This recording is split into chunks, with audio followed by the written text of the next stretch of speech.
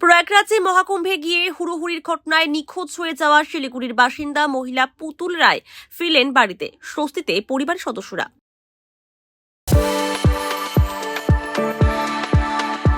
We are the dreamers, the achievers, and the leaders.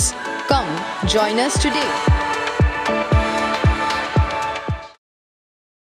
Pradhan Nagar থানা অন্তর্গত সমরনগর এলাকার ডিজে মোড়ের বাসিন্দা পুতুল রায় শিলিগুড়ির একটি দলের সঙ্গে মহাকুম্ভে গিয়েছিলেন তিনি। সেখানে হুড়োহুড়ির ঘটনার পর দলের অন্যান্যদের থেকে আলাদা হয়ে যান পুতুল রায়। এদিন পুতুল রায় জানান, হুড়োহুড়ির ঘটনায় সেখানকার পরিস্থিতি ভয়াবহ ছিল।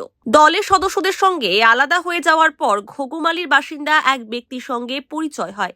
সেই ব্যক্তির সঙ্গেই বাড়িতে ফিরে আসি।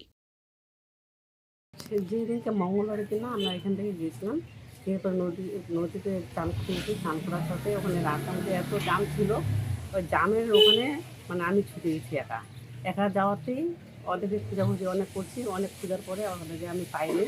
তারপর নদীতে চান করে আমি একা রাস্তাতে ঘুরতেছিলাম।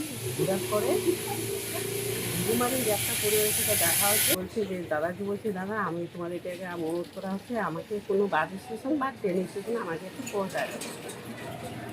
তো দাদারা বলছে যে ঠিক আছে, আমি তোমার এটা অনুরোধ করতে পারি, তো আমি পৌঁছায় দেবো।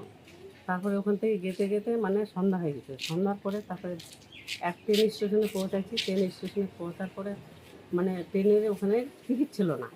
তারপর দাদাকে বলছি, দাদা আমাকে তাহলে নিয়ে যাও, মানে যেখানে আমাকে যে স্টেশনে আমাকে টিকিট পাওয়া যায় ওই স্টেশনে আমাকে পৌঁছায় দিলে আমি একা তখন যাইতে পারবো। তারপরে ওখান থেকে ওই দাদাটার সাথে কালকে আসছি রাতের 2টার দিকে।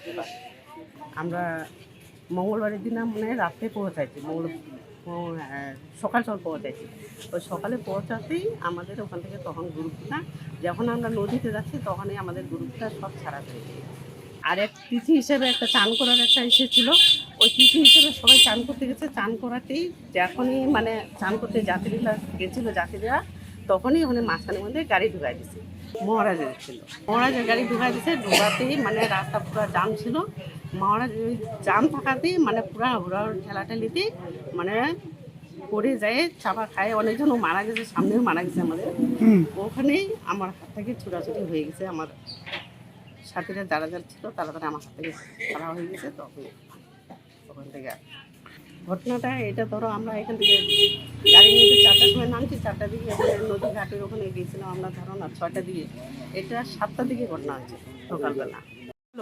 তবে এখানকার আমাদের পাশের একজন মহিলা ছিল, উনি আমাকে দেখছে, ছেলে আমার ফেসবুকে পাঠাইছে, তো ফেসবুকে দেখে ওরা সবাই দেখছে।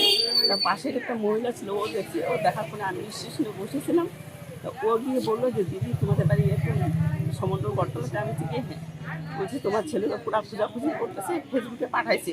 তো ফেসবুকে আমি দেখছি, আমার ফেসবুকে দেখাতে তোমাকে আমি দিচ্ছি, কথা বলতেছি।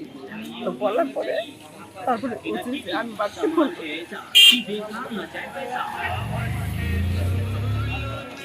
আমরা তো অনেক চিন্তায় ছিলাম। উনি বাড়ি ফিরে আসছেন, অসংখ্য ধন্যবাদ সবাইকে, যারা সাহায্য করেছে তাদেরকেও, যারা খোঁজাখুঁজি করেছে তাদেরকেও। ইনি কালকে রাত্রে 2টার সময় ফিরে আসছে। ট্রেন অনেক লেট ছিল, তাই আসতে দেরি হয়েছে।